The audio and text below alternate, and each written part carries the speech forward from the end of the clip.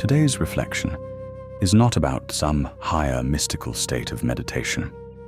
This is not about samadhi or kundalini or any mysterious spiritual experience.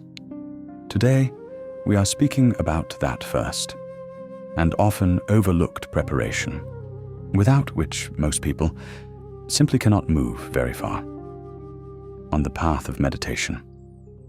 And that preparation is the body.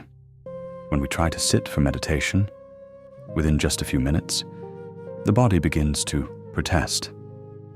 A pull in the knees, heaviness in the lower back, tightness in the neck, restlessness in the legs, and again, the urge to shift posture.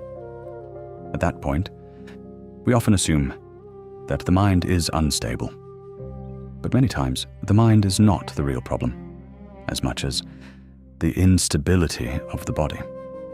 The deeper traditions of yoga understood this truth a long time ago. That is why, before meditation, a process was developed to prepare the body. Simple practices, which may look ordinary from the outside, but within, they are doing something profoundly important. They do not exhaust the body. They open it. They do not challenge the body. They reduce its resistance. They do not try to control it. They make it ready for meditation. Most people today, in modern life, are so seated, so contracted, and so physically restricted that they cannot even sit still for a short while without discomfort. And this is not only a bodily issue, it is also a reflection of the way we live. A life with plenty of movement, but no rhythm, plenty of busyness, but no ease, plenty of stimulation, but no softness.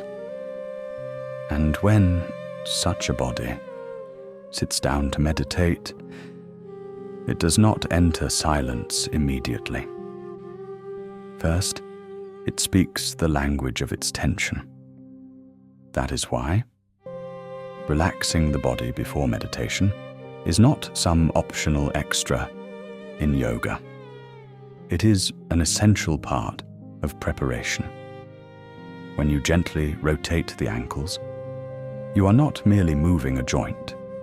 You are reducing that subtle restlessness, which, after just a few minutes of sitting, makes you want to get up. When you soften the knees and thighs, you are not only increasing flexibility, you are preparing the body to come closer to the ground. When you begin to open the hips, you are not simply stretching muscles. You are freeing the very area that largely determines how long the body can truly remain seated. From the yogic perspective, meditation is not only an event of the mind, it is a subtle state of balance between the body, the breath, the nervous system, and consciousness itself. If the body is uncomfortable, the breath changes. If the breath becomes disturbed, the mind becomes restless. And if the mind is restless, it becomes difficult to go inward. That is why, in yoga, meditation does not begin directly with the mind. First, the body is prepared. Then the breath is observed. Then awareness is invited. And only then, slowly, stillness is born. There is something else hidden inside these initial practices. They do not only open the body, they also make you aware of it. Because most people live inside their bodies, but do not truly listen to them. They do not notice that the shoulders are always tense, that the neck is carrying pressure, that the spine has grown dull, that the breath is shallow, and that sitting itself is unstable from within. Meditation does not simply mean closing the eyes. Meditation means beginning to recognize the subtler layers of your own existence. and the body is the very first doorway to those layers. That is why, in these preparatory movements, everything is kept slow. No jerks, no force, no performance, only ease, only repetition, only experience. The goal here is not to achieve a posture. The goal is to reduce the resistance that has unknowingly accumulated inside the body. And perhaps the most beautiful part of this whole process is that it teaches us something very fundamental. Stillness cannot be imposed. It has to be prepared for. And this is true, not only for the body, but also for the mind. Just as the body must be opened slowly, the mind, too, must be allowed to quiet down slowly. It cannot be commanded. It can only be given the right conditions. And yoga is the art of creating those conditions. If the body is not prepared, meditation often becomes a struggle.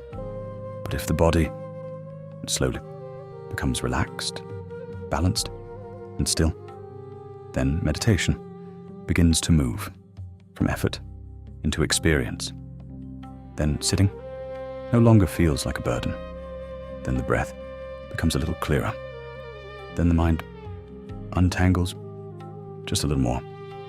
And then, for the first time, the possibility of going inward begins to open in a real way. So, if you're walking the path of meditation, do not take the body lightly.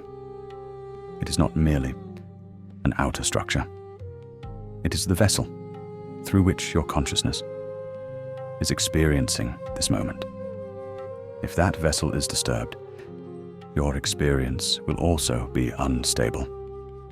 If that vessel slowly becomes balanced, then going inward can become natural. So perhaps meditation does not begin with the mind. Perhaps it begins with a very simple awareness that asks, how do I feel inside my body right now? And that is where the inner journey truly begins. If you wish, then from today onward, before sitting directly for meditation, take a few minutes to listen to your body. Loosen the ankles, soften the knees, awaken the spine, relax the neck, and then sit quietly. You may discover that is the greatest obstacle in meditation. It was not the mind, but simply the lack of preparation. And in the end, remember just one thing. Do not force the body. Open it. Do not exhaust it. Prepare it. Do not try to conquer it. Bring it with you. Because the first doorway to meditation is the body. We will meet again for another quiet, deeper, and inward moving reflection.